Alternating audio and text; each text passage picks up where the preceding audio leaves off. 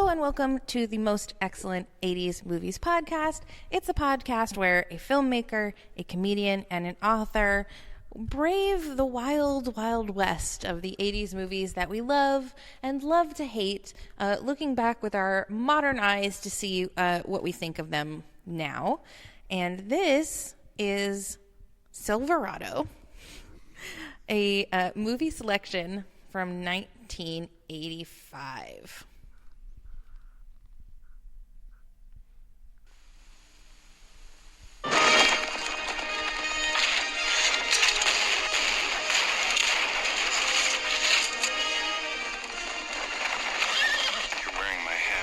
You got this, man. Now, I don't want to kill you, and you don't want to be dead. You can't be that good. Let's go!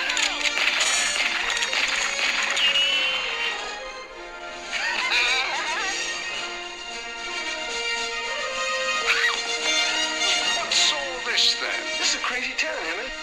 I think we ought to just get out of here. No, this is your horse. Can't you see this horse loves me? Making a big mistake. That's what I told him. If I brought a pretty lady like that into a place like this, I'd stay close. I think you got a point, Emmett. Maybe I better stay here with her. And we're going to give you a fair trial, followed by a first-class hanging. I had enough of what ain't right. Some people think they can push you around, but it's only true if you let it be. I don't want you to get hurt. This ought to do. Let's get him!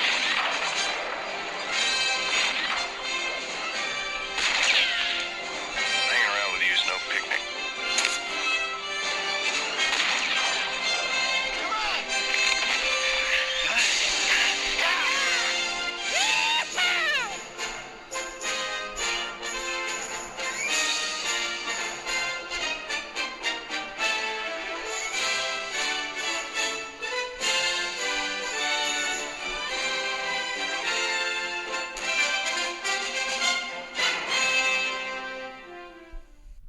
So what you didn't see when all of that wonderful music was playing is the parade of actors that are in this movie that just never cavalcade. ends. It's so star-studded, this movie. All right. So It is so weird that you've never heard of it. You got Scott Glenn, Kevin Kline, Yep. John Cleese, Rosanna Arquette, there she is. Kevin Costner. He's there. Brian Dennehy. He's there too. Danny Glover. He's in there. Jeff Goldblum. He pops up. I know, and there's even like the small supporting cast, like Jeff Fahey, Lynn Whitfield, Linda Hunt. Yeah. It's literally a movie made of people you recognize. It's that guy. Oh, that lady. Here it is. and they're also damn charming.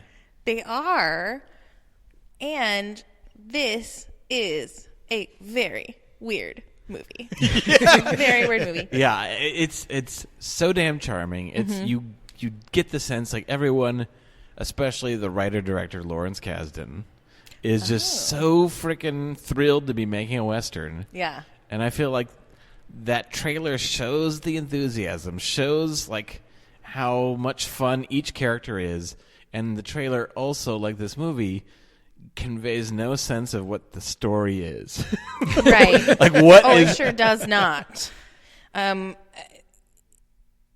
Yeah, there's just so much happening. Yeah. So, of course, that's Nathan Blackwell talking. That is Hello. our resident Most Excellent 80s Movies podcast filmmaker.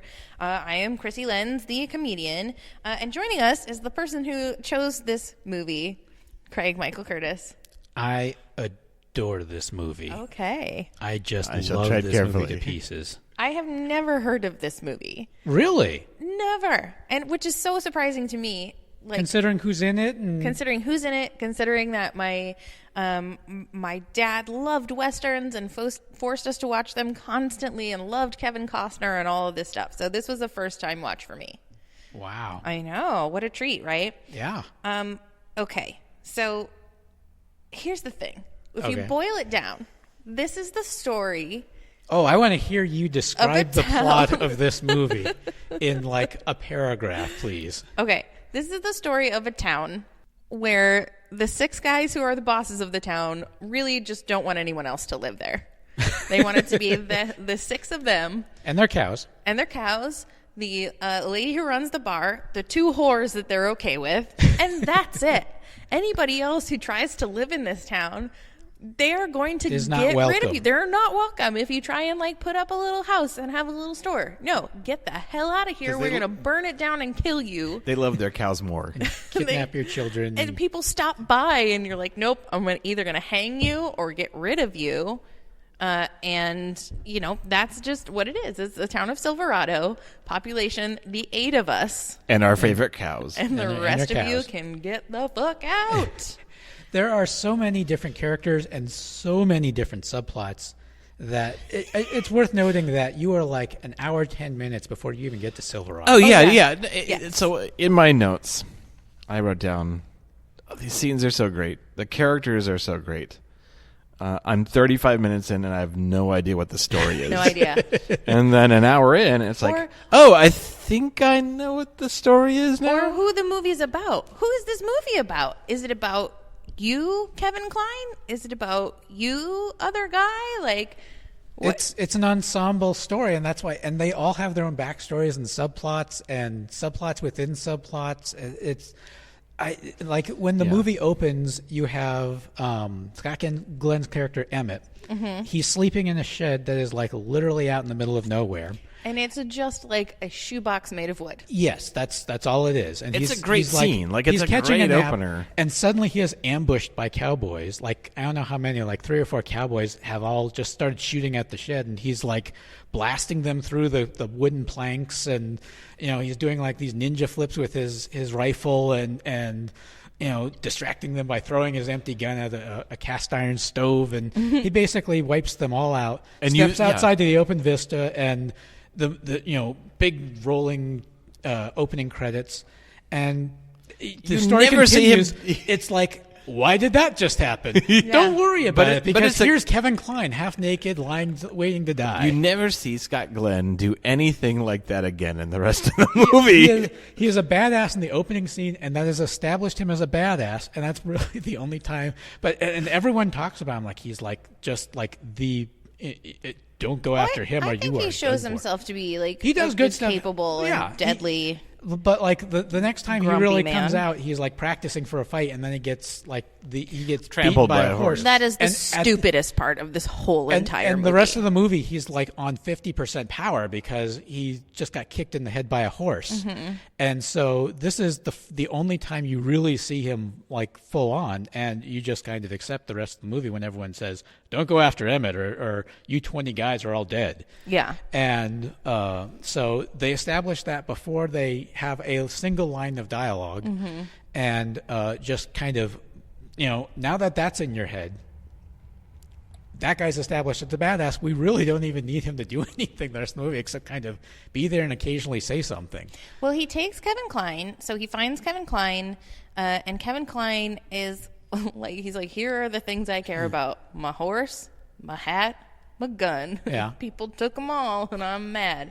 So he decides to just like hitch along with Scott Glenn, Emmett, to a town where they're not Silverado. They're gonna, and here's what I love about like westerns in general, that this movie seems to have just down to a science. And like this movie is a comedy, and no one knows it.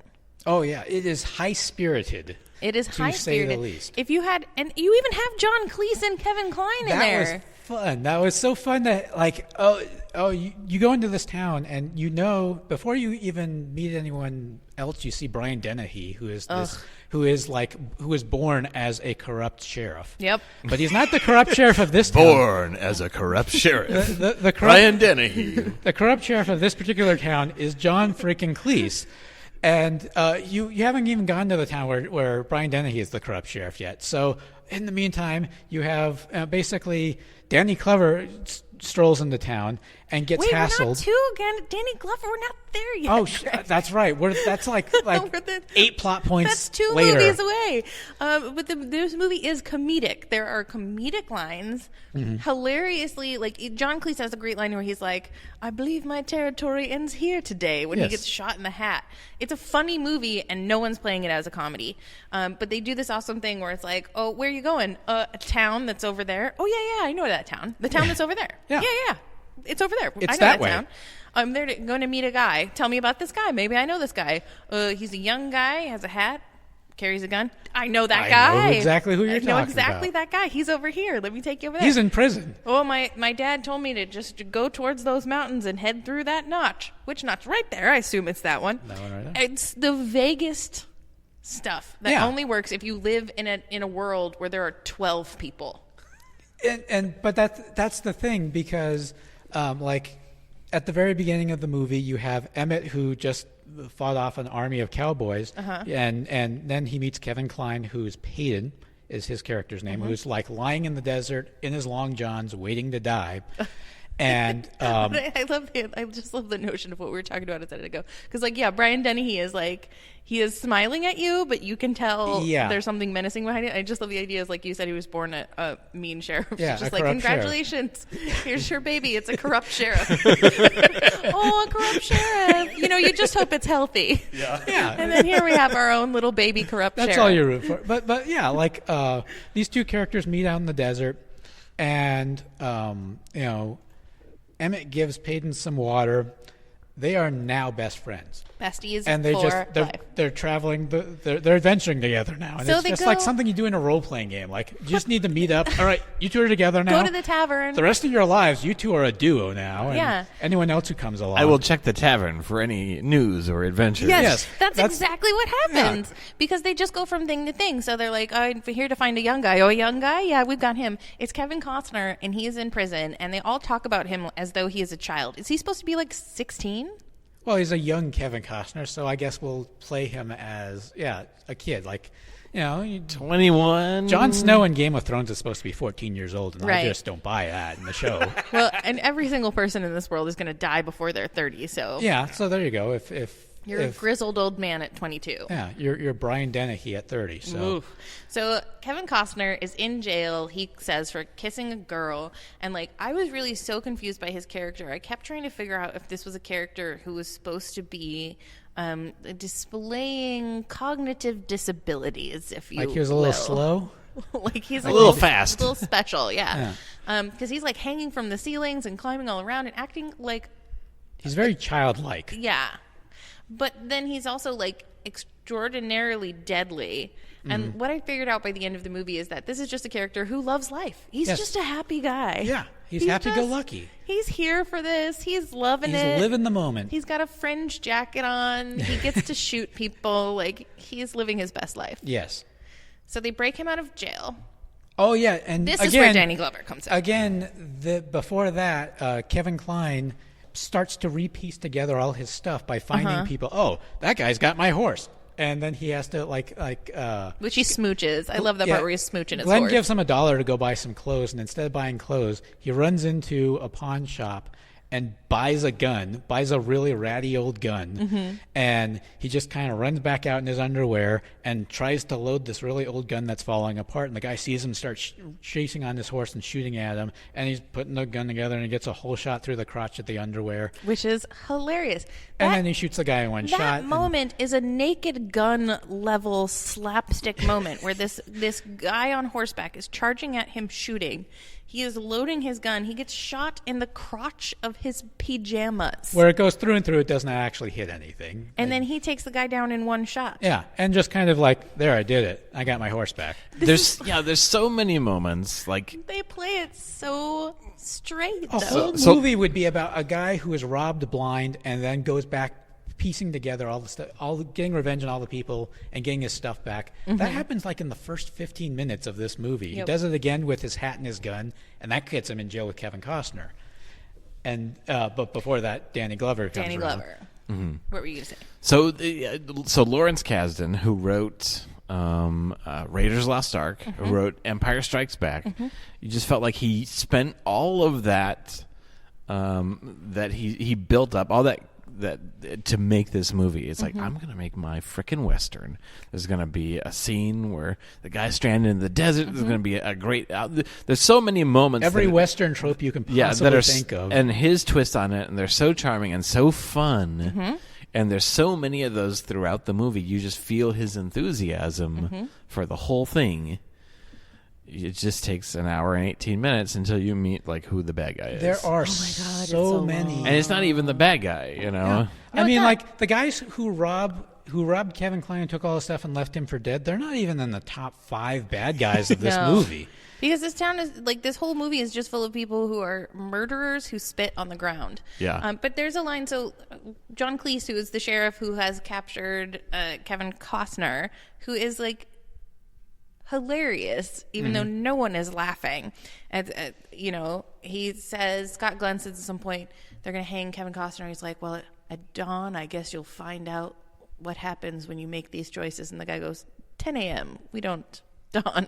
We don't do dawn. We do it at 10. Like, we're all going to sleep in. And he's Yeah. like, oh, okay. Well, then at 10 a.m. you'll find out. And turns out he was speaking in So- code to his brother. Yeah. He was telling his brother, at dawn, I'm springing. At dawn, get yourself out, and I am springing you. That was the code he was telling him, because he heard 10 a.m. before. So this movie's so charming, but that's the downside, is that there's just so many moments that are so wonderful and great, and they're not like moving in any direction towards a story. That's Don't true. worry about it. It's just like, it is exactly like a movie version of a role-playing game. Because the next thing is they come upon a wagon train that's been Waylaid by the guards they hired. so then they help these people and go These pioneers, the like McKendricks. Oregon Trail pioneers, and they got all their gold stolen by these guards who betrayed them, and they go back to their hideout in the Box Canyon. And so our heroes like, don't worry, we'll go get it for you. And then they go, and they do. and they do. And again, a whole movie could be about that, but this is just like a 5-minute interlude, and we just kind of have to see them on further adventures, and then you move on to the next thing. And also Which you is- meet Rosanna Arquette, who I thought it was so great at the end. You just think, okay, well, Kevin Kline's kind of into her for a while, and then realizes, oh, she's just about being a pioneer. And then Scott Glenn's kind of into her for a while, and you think, okay, romantic thing. But she doesn't end up with anyone at the end. She looks like she's there to be a love interest, and she's just like, no, I'm just going to make a I'm farm here to be a farmer. Thank you very much. At the It's end of the almost movie, as that's if- exactly what it is. She doesn't wind up with someone. She just kind of does her thing. It's almost as if you could have cut her out of the entire movie, and it would have been fine. Okay, so they solve the problem of the wagon train.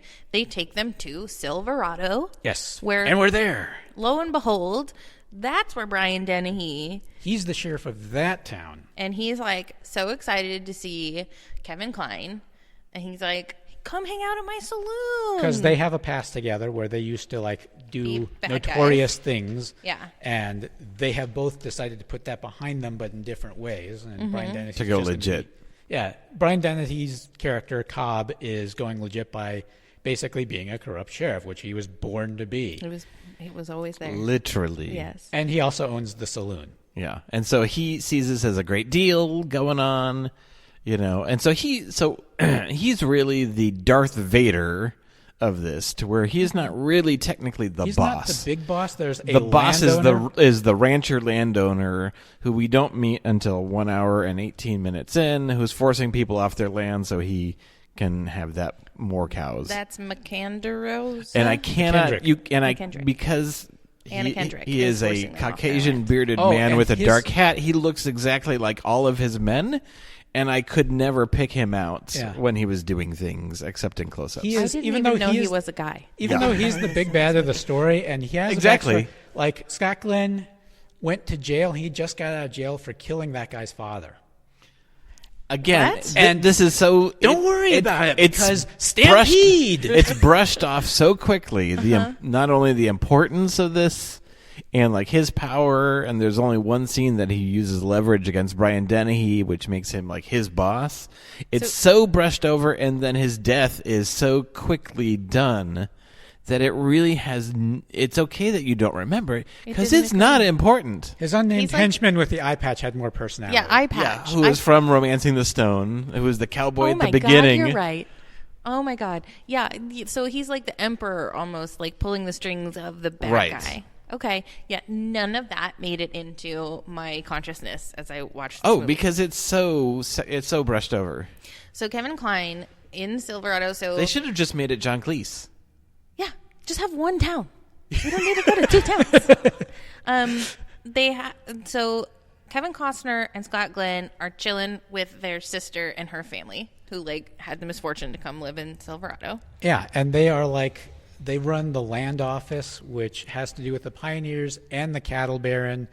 And so they're kind of caught in the middle. Again, this is like a whole story element that they barely graze on. You have to have watched the movie like 10 times before you catch every little detail. But yeah, they're running the land office. So they're inadvertently stuck in the middle of all this.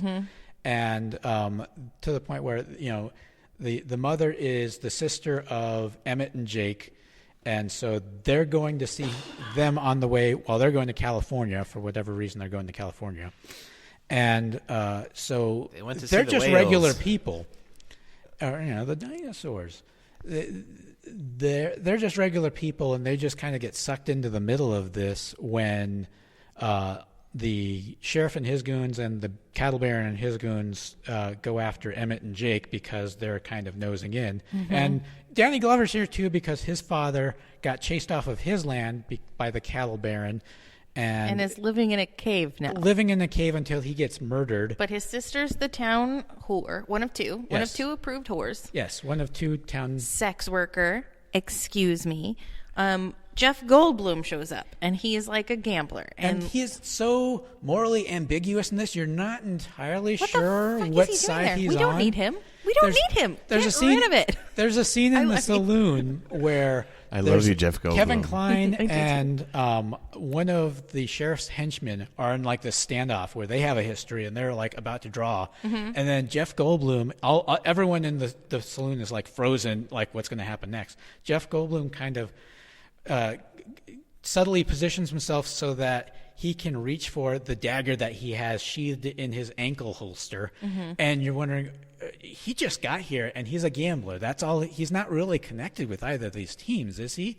And you're like wondering if there's a fight, whose side is he on? And it's never really made clear because the standoff gets diffused and then he kind of returns to normal. And he's just like a And you're just generic wondering- sleazeball. Well, he's sleazy, but he's in a Jeff Goldblum charming way. So maybe he's a good guy because at one point it's like the sister, Danny Glover's sister, Is trusts with him. Yeah. yeah, and trusts him to help out. But he betrays them. Yeah, but at the time, are we thinking like, okay, I guess he's kind of a good guy then because he's friends quote with But nobody's a good guy. And like everything just sort of like, and then this, and then this, and then this. So Kevin Kline like takes a shine to the woman who runs the saloon.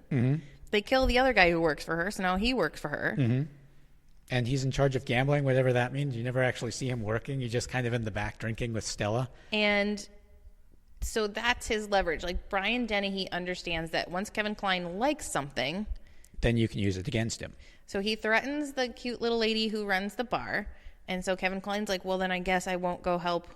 Then he Kevin decides, Costner. and it's like, I'm not joining you. He says, you don't have to, just stay out of it. And that's the extent of, that's all I want you to do is stay out of it. And it's like, well, Okay. I do that by default. So Yeah. Well, and then okay, so like in the meantime, yeah, Emmett, who is like this like dead crack shot or whatever, is like out in the woods shooting. He knows there's going gonna to be a fight. Pair, and like the shooting the dumbest thorns thing, off of a cactus so one dumb. at a time. And then he runs out of bullets, and they're like, You're well, empty, you're out of- mister. You're out of You've bullets. spent your 6. We just were over there. Yeah. We heard you shooting the We gun. were laughing and- we were like, no, let's wait until he's out of bullets. Yeah. then- That's exactly what happens. And they utterly defeat him. Like they drag him behind a horse and kick him, and like they do everything Yeah. except shoot him. beat him they're about to shoot him, and then Danny Glover shows up just in the nick of time Mm-hmm. and chases them off. And he stays an invalid until the moment where Danny Glover shows up and they're like, well, they kidnapped your nephew. And he's And like, then it's bandage. It is on. Instant And he healing stands up and- activated. Yeah, exactly. He just like concussion, gone. summons the revenge buff. And then the nicest scene I think of the whole movie is when they're sitting in the saloon, Kevin Kline and the lady who runs the bar, and she's like, well, things only have to be this way if we let them be this way. Like, that guy can't threaten me anymore if he's dead. So maybe kill him. And she says it not like in a go get him. It's just sort of, hypothetically, if he were threatening me, he couldn't do anything to me if he was dead. And it just, it's a nice moment. The fact that those two have chemistry, it's like an unlikely pair. Linda Hunt plays Stella, the saloon, the woman who runs the saloon, and not to be confused with Helen Hunt. Not to be confused.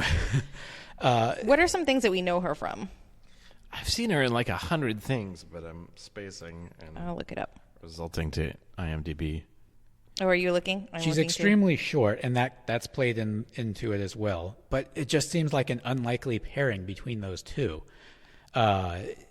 He is basically a cowboy adventurer, and she is a saloon keeper, and they just kind of hit it off right away, and they have this bond where he decides that he's going to protect her by going against his own moral code and helping out his other friends. Well, and then and so it just all sort of wraps up. The good guys kill the bad guys. Then you have a freaking stampede. You have a showdown at the end. High Noon was nothing but a showdown and people talking before it. Right. And this has just it has the kitchen sink of all the Western tropes. It has everything but a train robbery and a dinosaur attack. And I'm pretty sure that those things happen that just off screen. They're in the extended footage. Yeah. This movie is a Western wish list. And, it is. And like 50% of the movie is like the music too. Bum, bum, bum, ba-dum, bum. And it's just like blasting, and it's like, it's like...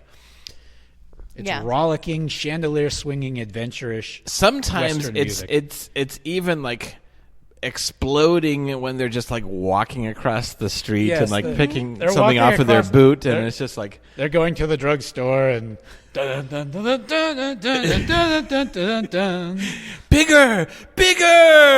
But it does seem like like Lawrence Kasdan was just like, and they were like, "Can we? This is We like will an 8-hour never." movie. He wrote. Is there he wrote one like thing these, we cannot I do? have 10 westerns I want to do. Well, you can do one. I'm putting them together then. Putting it all in. Oh, let's have a part where they stand at opposite ends of the street and face off each other. At that point, I was like, wait. So it was about these two guys. Like, I kept being like, who is this movie about? It's got to be, the main character's got to be Kevin Kline, because he's the only one who goes through like a main arc of development.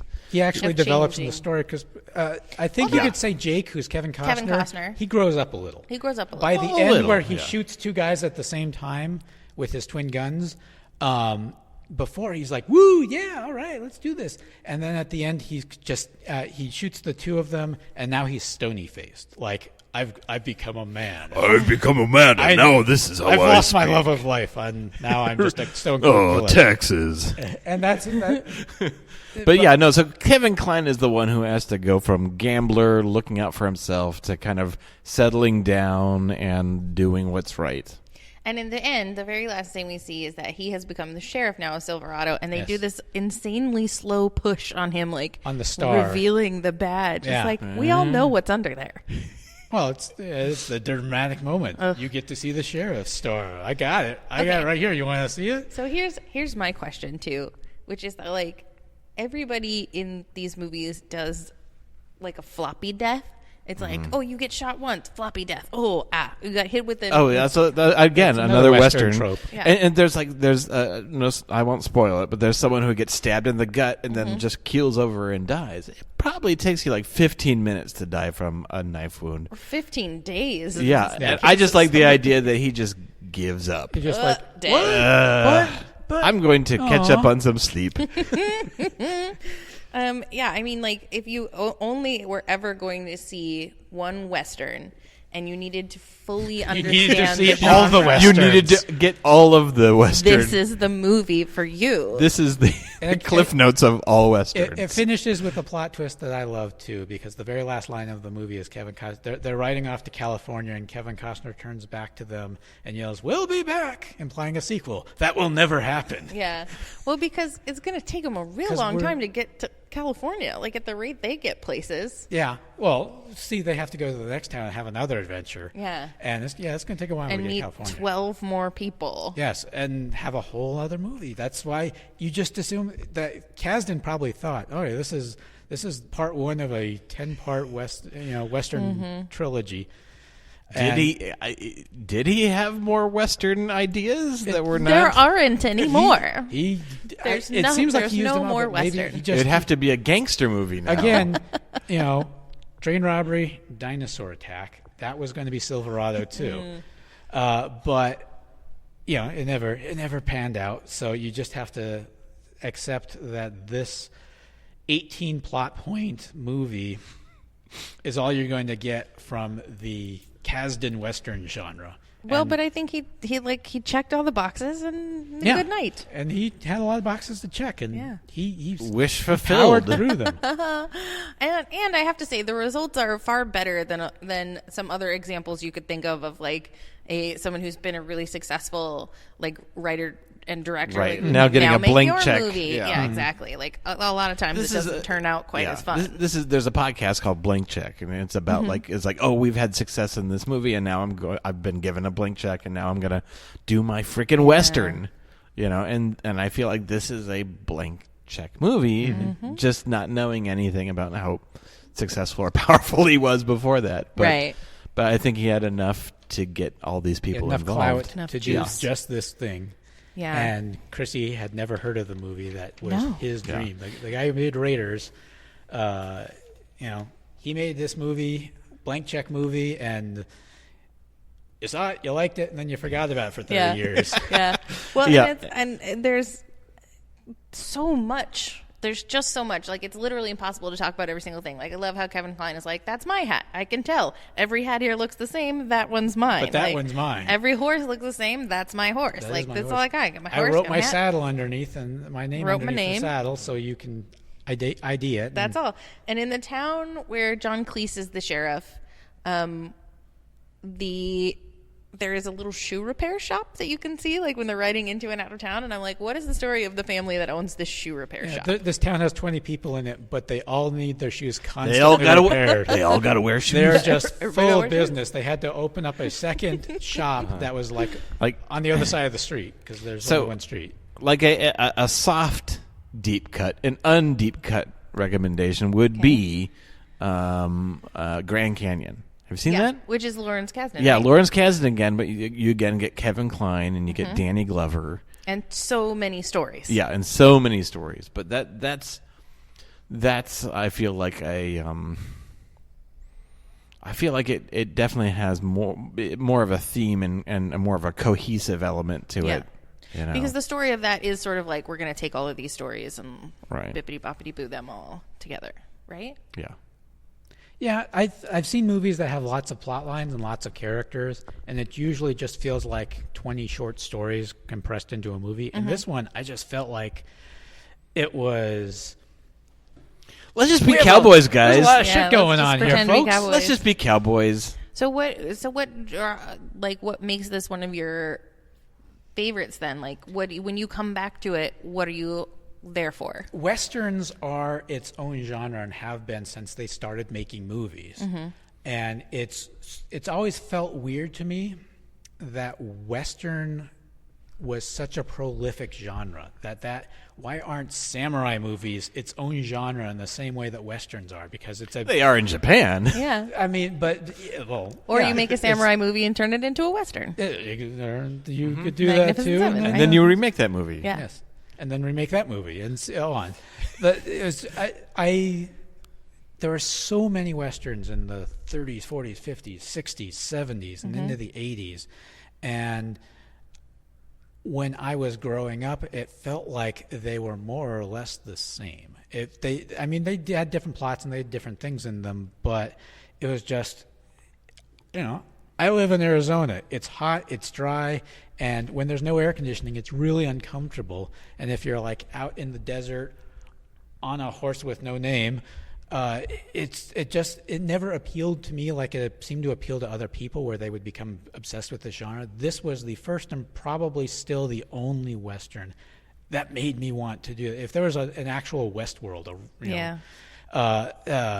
I wouldn't really have a whole lot of interest in immersing myself in an Old West, except through Silverado, because it just had that kitchen sink, sort of the I guess the role playing game aspect in my consciousness made me feel like that was a thing where there's just constantly stuff going on. And I have to deal with the corrupt cattle baron, but I also have to deal with, my good friend's prostitute sister being mad at him because he didn't come back until right before his father was killed. And also the saloon keeper just lost her partner, so my other friend's going to go do this. And then I need to practice for the showdown that's coming, so I'm going to go out and, train up my stats, and at the same time forget that guns need to be reloaded. And also my brother's a kind of a dum-dum, so. And, loose cannon. There's just so much going on that it felt to me like that made me want to be in a Western. It was the only Western that I ever did. So in terms of like how this movie did in 1985, of course, the number one movie was Back to the Future. Second movie, Rambo First Blood Part 2. Third movie, Rocky 4. And Rocky IV. We slide all the way down to number 28 for Silverado. So above that, the movies that we've done, the re-release of E.T. beat it. Pee-wee's Big Adventure beat it. The Breakfast Club beat it. But it still did pretty well. And Jewel of the Nile is up there. It did pretty well, I would say, in terms of like 1985. So it seems weird to not me a flop. that not a flop by any stretch. No. So I think it's weird that I've never heard of this movie. If it had been a flop, you probably would have heard it. Could be. Because there was so many resources put in, so many actors were in it. If it had bombed, it would probably be one of those infamous movies, like a cult classic almost. Yeah, this is a great movie to catch on cable and to be surprised by.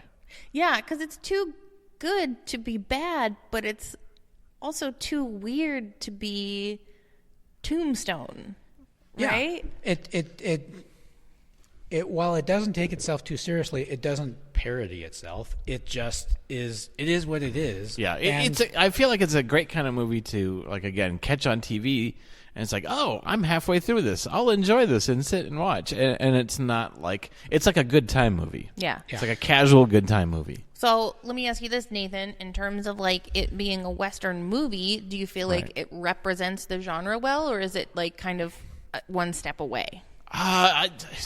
It's just beaming with love for Westerns. But almost like But a the parody. Like it's almost like too winking at it. And it's not winking at it. Right. It's just riding that line. Yeah. I feel like if you love Westerns, you'll love this movie. So I think people who, again, my problem is that you really don't know what it's about until well over an hour, and even then, it's not really about that. Yeah, describe the plot of this movie coherently. It's about a town where only 6 people are allowed to live. Yes. But that's our heroes disagree. That's like the third act of this movie. Yeah, and I guess that's the problem. That's the problem, is that it's not really cohesive. In other movies, compact. In other movies where they tried to cram too much, like Justice League is one example of where they tried to put too many plot points into a single movie. Other movies that have done that have not worked. There's just like, as a rule, that doesn't work. You've got like the whole thing about like rule. the forest versus the trees. Right. We never get to see what the forest is Right. about. We don't know what forest we're in. We trees. just go from one charming tree to another. So do you think like this should have been a series? This should have been like a TV series, maybe, or it should have been like 3 Briscoe movies. County Jr. We should have been in Silverado sooner than like an hour and 18 minutes. So maybe it was just like, it shouldn't have just been one movie, but he was like, I'm not throwing away my shot. I'm gonna get it all in this You one got time. one shot, put everything in. Again, we're definitely making a lot of assumptions, Right. but yeah, it feels like that. So So for me, this was a hard movie to give any kind of score to, in terms of like if it's 1 something to 10 something, which I don't even know what metric to use for this. So just on like a scale of 1 bullet you shot at a prickly pear to 10 bullets you shot at a prickly pear. This is a hard movie to rate. It is, because it's like if you watch it just in like 5-minute, 8-minute chunks, it's like, this is so charming. Mm-hmm. This is so charming. Mm-hmm. And then, but again, like, you finish the movie, it's like, what the fuck was that about? Yeah. So I would say, and then this was definitely a movie that I had very fond memories of and then hadn't seen in 20 years or 15 years or 17.3 years. My gut just from that experience of watching it would maybe make it like a 6. Okay. So charming, but yet like too long, or just not about something. Okay. What about you, Craig? Well, like I said, I'm not a huge fan of Westerns in general. So when you say if you love Westerns, you'll love this. You might like this movie, may or may not like this movie. Whatever. That's but I don't think, change what I said, Craig. Well, the idea, if you like Westerns, then give this movie a shot and you'll like this. I would say if you don't get Westerns and you want to try a Western that maybe is not like other Westerns, try this movie because it's not like other Westerns. It's before or since. And yet it's like every other Western. It has all of the Western in it, but it's just not like other Westerns. It is, and in terms of having way too much in it, overstuffed with plot and characters and stuff, it is the exception in my mind. It is the exception to the rule where it's not going to work if there's too many things in it. For me, it works because it's just so overladen. So I give it a 9 yeehaws or whatever. Wow. We were shooting at prickly pears. Short of a 10 because of lack of dinosaur attack. Okay. But I honestly, I love this movie to bits. And I did when I was younger, and watching it again, I was just so happy watching it. Is this the only Western that you could say that you love? I think there are great Westerns out there. Like the first one that pops in my mind is Unforgiven, which is a great Western, but it's one of those They're movies. so different. Yeah, really good Westerns are a departure from this movie and vice versa. Even the ones that are fun are not as fun as this. This one is my favorite Western, I think, easily. Cool. Okay, so I'm gonna go like sort of right in between you guys and give it a 7 because I think that it is a fun watch. I think that it does hold up in the way that all Westerns do because they're so in their genre. Mm-hmm. And I think it's a surprise if you haven't seen it before, just to like, it's nonstop. Look at all these stars in it. Yeah. So I think I do recommend it too. I think people should watch this movie if you haven't seen it, or rewatch it if you have seen it. Like you're going to have a nice time. So in terms of like a deep cut recommendation, for me, it was obvious from the very beginning of this movie what I was going to recommend because that music that you mentioned, Nathan, that like bum, bum, bum, bum, bum, it reminded me of exactly the moment on the Radiator Springs Racers ride at Disneyland where you come around the corner and you see like the mountains, the Disney mountains that look like cars, but they're also made to look like the Monument Valley because it might even be the same score. Wow. You hear that music and you just like hear it all throughout Cars Land and throughout that ride. I've only been on that ride once, and I have to go on that ride again now because you mentioned that. Yeah. I think that the Cars ride sort of borrows a lot from Silverado. I don't know why, but it just like it put me in that place, and I was like, yeah. Shame on you, Cars ride. So that's my deep cut recommendation is Disney's California Adventure, Cars Land, Radiator Springs Racers. You got to get that Max Pass, hop on that Fast Pass, otherwise it's going to be a 90-minute wait. Yeah, you'll spend half a day sitting in line. What about for you, Mr. Craig? Okay, I wanted to do the only other Western item that made me feel in a similar way to Silverado was the 1990s television series The Adventures of Briscoe County Jr. And I can't Bruce- tell what I that can't- sound Bruce was. Campbell. Was that an Bruce agreement and- sound or a disagreement sound? Agreement. Okay. exasperated sigh. Mm-hmm. I cannot find that series anywhere in terms of DVD or DVD streaming? or Bullets rental can't or harm something me, or library Briscoe. rental, but it's got to be out there somewhere. And if you find it, I'll recommend it. If you find it, tell me, please, Tell because Craig where I you would found love it. to see that series again. I had such fond memories of that show. Cool. I've never seen it, but I've heard of it. Oh yeah, it's way fun. I have not seen it. I love a since Bruce it was Campbell on TV. joint. Yeah. Yeah. My deep cut is going to I like a similar kind of experience, like star-studded. Mm-hmm. Why haven't I heard of this? Like so charming every moment. Maybe the whole thing doesn't hold up as much, but this is 1992's Sneakers. I love that movie. Yeah. I love that movie. Robert Redford, Dan Aykroyd, Ben Kingsley, River Phoenix. yeah, Mary McDonnell, like it's so many people. Sidney Poitier, huge. Sidney huge. Poitier is in that yeah, movie. he's great and he's hilarious in that. And then Jason Strathern. Statham? Jason Statham? No, it's not Jason Statham. Jason Straight. I think I mispronounced his name correctly. Stephen Tobolowsky is in it too. Stephen Tobolowsky. Oh yeah, is he's the- he's so good. Yeah. Ned Anyways, Ryerson, yeah. yeah. So I feel like if you really loved Silverado and wanted another kind of star-studded gem, I think Sneakers is a good way to go. Sneakers is a great movie. Yeah. It is very Totally underrated. agree. There's that was definitely another movie that I saw around the same time that I had really fond memories about, and was really worried about if it held up. I can't say it held up as much because they kind of fall into this thing of like Because their computer technology is they're so like embarrassing. I'm going to hack, and then it becomes magical. Yeah. And that's part of the charm, but it's also like so much of a narrative cheat, like all the time, that they have this magical tech that they just kind of like. I'll just surf the net, Yeah. and that will fix this. But yeah, it's still charming as hell. That's a great recommendation. That is a good recommendation. You're welcome. Killing it on the recommendations lately. Wow, that was 3 for 3. I liked all 3 of our recommendations. Yeah. All right. So, we don't know what we're doing next time.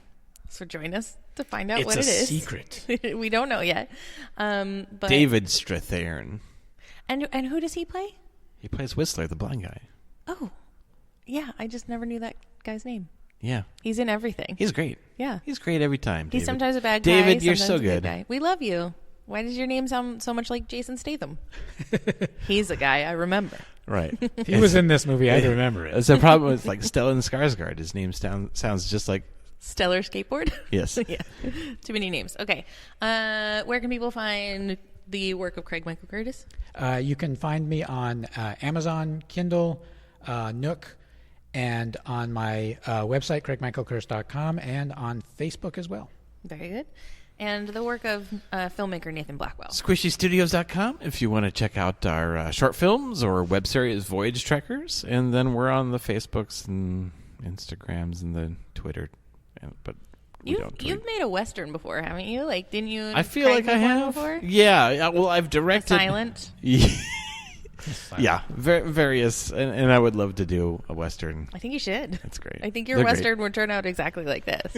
Yeah. This is a Nathan Probably. Blackwell. Oh, Right. It's like Western. what is the zone, like the target list of the blank check Western, and it lands somewhere in the Sam Raimi, the Quick and the Dead, or Yeah. like the Silverado like ensemble, vignettes and moments. And I love it. What would be fun to make? And I my- don't know. I tried to write, and I didn't finish it. A zombie western, which was Dead called Men Must Die. Dead Men Must Die. Oh, were you mad when Dead Don't Die came out? It's like so No. similar to that title. No, this was like 10 years ago. Okay. You can find me, Chrissy, at nctphoenix.com, nctphx on all the social medias, and NCT Phoenix The Place in downtown Mesa. You can find everything out about Most Excellent Pod at mostexcellentpod.com and Most Excellent Pod on the Instagrams and the Facebooks. Oh my God, Back to the Future 3 would have been a perfect deep cut recommendation. Probably would have. Yeah. But I just assume at some point Back to the Future is going to be in there. And Yeah. Okay, perfect. Yeah, we're on a Cars ride. I'm there. Thank you so much for listening. We really appreciate it. Write us a review, rate us, give us a thumbs up. Like, taking the time to do that really helps us more than you could ever possibly imagine in your wildest podcast dreams. So while you're out there in the world hanging out, having gunfights and being in a town where only 6 people are allowed to live, do keep the most excellent podcast motto in mind. Be excellent to each other, and We'll be back! we'll be back.